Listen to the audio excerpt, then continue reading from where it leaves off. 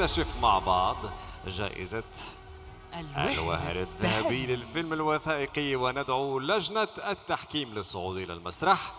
رئيس اللجنة كريم صياد من الجزائر، زياد كلثوم من سوريا، وسارة سليمان من السودان.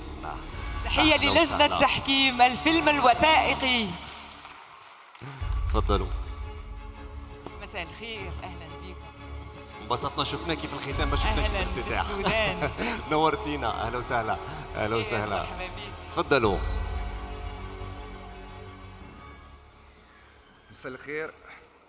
اولا حبينا نشكر المهرجان وهران الدولي للفيلم العربي لاستقبالنا وللافلام اللي شاهدناها. حبينا ان نهني ونشجع المخرجات والمخرجين الذين اثروا فينا خلال اعمالهم وافلامهم.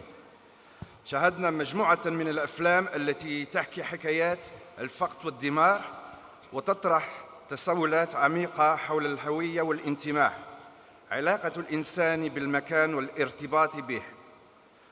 وفي المقابل شاهدنا نضالاً قوياً ومقاومة شجاعة من مخرجين وأبطالهم واجهوا العنف بالمحبة وحولوا الآلام إلى ابتسامة ليعلمونا درساً جديداً عن معنى الحياة والإنسانية.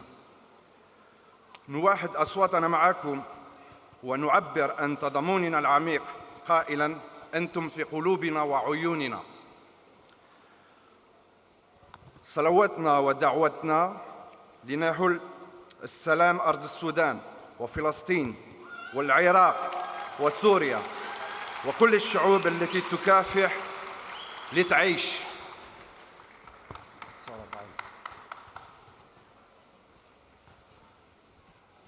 أهلاً وسهلاً، وأنا سعيدة جداً إنه أنا بيناتكم اليوم، وإنه أنا زرت البلد الجميلة دي. حقيقي دي فرصة كانت جميلة، وبفكر يعني وأنا موجودة بيناتكم بفكر أنا حاجة تاني هنا 200.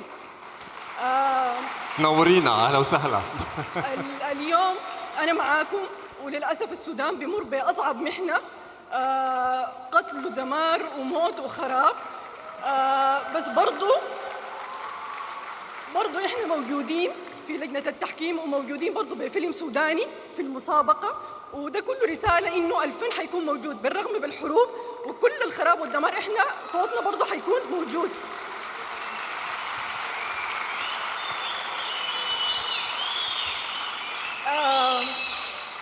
أنا عندي تنويه بس للفيلم الفائز، الفيلم الفلسطيني، ورسالة مننا إحنا لجنة التحكيم لهذا العمل العظيم المؤثر اللي هو يعني بقى موجود في ذاكرتنا، وأنا أفتكر إنه للممات الفيلم ده حيكون موجود في ذاكرته مطبوع فيها. صمت طال أمده وغصة تجتاح الصدور، نجد أنفسنا في تساؤل دائم عن قسوة الأيام التي كشفت لنا ألوان العتمة ودرجات الألم. حتى غدا الفرح ترفا نادراً، قد يجردونا من كل شيء لكننا بالقليل نصنع الكثير. إنه فيلم لامس قلوب كل من شاهده وترك أثره العميق في الذاكرة، فيلم يجدد معنى الإنسانية ويعلمنا درس عظيماً في المقاومة السلمية ومواجهة الموت بالحب والابتسامة في وجه الحروب التي لا ترحم صغير ولا كبير. ذلك العمل الذي جعلنا نرى وسط الدمار فسحة أمل، وعلمنا أن الإنسان قادر على انتزاع الضوء من قلب العتمة، وأن الحب يمكن أن يكون سلاحاً في وجه القسوة. شكراً جميعاً. شكراً لك، شكراً. يا ريت فقط نختصر شباب لأن الوقت داهمنا، فخلونا مختصرين في الكلمة لو سمحتوا. الجائزة الكبرى لأفضل فيلم وثائقي للوهر الذهبي. يعد هذا الفيلم عملاً متكاملاً نجح مخرجه في النفاذ إلى العوالم الداخلية لشخصياته، مقدماً رحلة بصرية مؤثرة ومليئة بالشحنة الإنسانية، يستكشف من خلالها حياة والده المعتقل سياسياً في أحد أشد السجون قسوة في مصر. من خلال تنقله بين الماضي والحاضر والمستقبل يرسم المخرج لوحة سردية توثق حكاية وطن وأب وأم وسجن سياسي في عمل يجمع بين البعد الشخصي والذاكرة الجمعية. تمنح جائزة الوهر الذهبي لأفضل فيلم وثائقي إلى فيلم أبو زعبل 89 للمخرج بسام مرتضى. لتميزه الفني ولجرأته في تناول موضوعه الإنساني والسياسي. يسلم الجائزة رئيس لجنة التحكيم كريم صياد. فليتفضل بسام مرتضى. ألف مبروك ألف إذا مبروك لفيلم لبسام. أبو زعبل. بسام مرتضى مخرج الفيلم الوثائقي اللي نال جائزة الوهر الذهبي للفيلم الوثائقي. برافو برافو.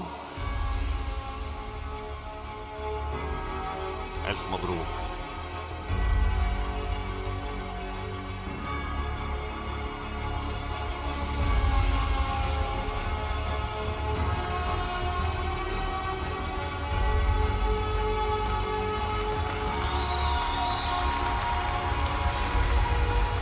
تفضل.